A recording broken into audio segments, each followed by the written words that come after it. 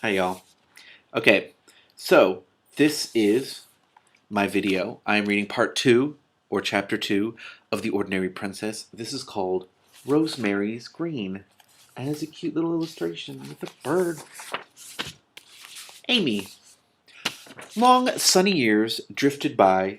Oops, hold on. This page fell out. A little illustration. Drifted by in the kingdom of Phantasmarania. And with every passing year, the old fairy Crustatia's gift became more and more noticeable as the seventh princess became more and more ordinary. No one ever called her by her grand name now, from the townsfolk in the city down to the smallest page at the palace. Excuse me.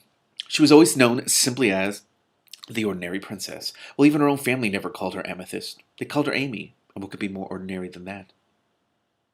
That's not fair. What if your name is Amy? I would be gutted. After the day of her christening, she had begun to change from a beautiful baby princess into just an ordinary baby.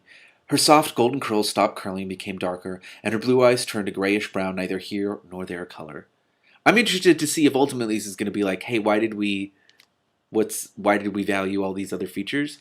Because if it doesn't, this is kind of creepy. Because it's like, oh my god, how dare people not have blonde hair? But I'm holding on to that opinion. And as she grew older, her little nose turned up, and her hair hung down straighter and straighter, and not all the curl papers in the world could make it look as a proper princess's should. Her six lovely sisters, with their rose-petal complexions, their straight, white little noses, rippling golden hair, and perfect deportment, were a delight to see. But Amy, oh dear, how ordinary she was.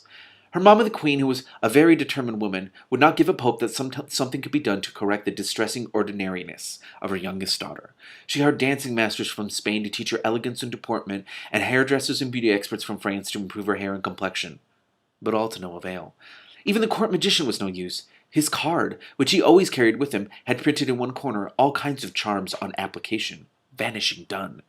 But none of his charms made any difference to the ordinariness of the ordinary princess, and in spite of his best efforts, not one single freckle ever vanished off the Princess Amy's little snub nose. If you ever meet me, I actually have freckles on my nose, but you can't see them unless you're, like, really close. That sounds kind of creepy.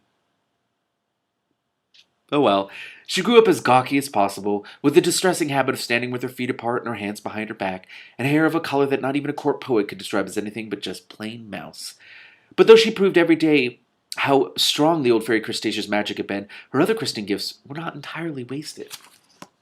True, the splendid jewels and brocades of the kings and princes and barons were quite out of place on her homely little person, but the fairy gifts had been very useful. For though she was ordinary, she possessed health, wit, courage, charm, and cheerfulness. But because she was not beautiful, no one ever seemed to notice these other qualities, which is so often the way of the world. My heart. Not that it ever worried the ordinary princess. Oh, she was sometimes sorry that she was such a disappointment to her royal mamma, the queen. But after all, said the ordinary princess, mamma has six perfectly scrumptious daughters, so I don't think that one not-so-goodish one ought to matter very much. There were also times when, being a very ordinary sort of person, she felt a little envious of her sister's beauty. But oh, what a lot of fun they missed by not being me, said the Princess Amy as she leaned her elbows on the windowsill of her room and looked out over the forest. They have to keep their complexions white, and play the harp, and embroider tapestry, and the only game they ever play is throwing each other a golden ball. But I do such exciting things, said the ordinary princess, and she smiled a little secret smile to herself as she leaned far out of the window to sniff the breeze from the forest. This is rad! Her room was in one of the turrets of the palace wall, a big round room with tall pointed windows on three sides of it, so that from one window she could see the sunrise and from another the sunset. It was the same room in which she had lain as a baby in her golden cradle and blinked at the painted ceiling. Amethyst-colored tapestry still covered the walls, and outside the window a great wisteria hung with pale purple blossoms. The wisteria had a strong, twisty gray stem that climbed and clung the old weather-beaten stones of the turret, and the ordinary princess smiled again as she leaned out and touched that rough, knobby stem with her little brown hand. She shared a particular secret with the old wisteria that nobody in the palace ever suspected, not even Nurse Marta.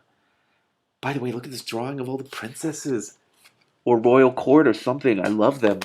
Anyway, since the time when she was 3 years old, she had always longed to escape from the palace gardens and play in the forest. The great, beautiful, mysterious forest of Faraway that swept right up to the very walls of the palace. From a window she could watch the rabbits frolicking among the ferns and moss, and the shy deer picking their way through the leafy aisles between the tree trunks. Then one summer evening, when she had been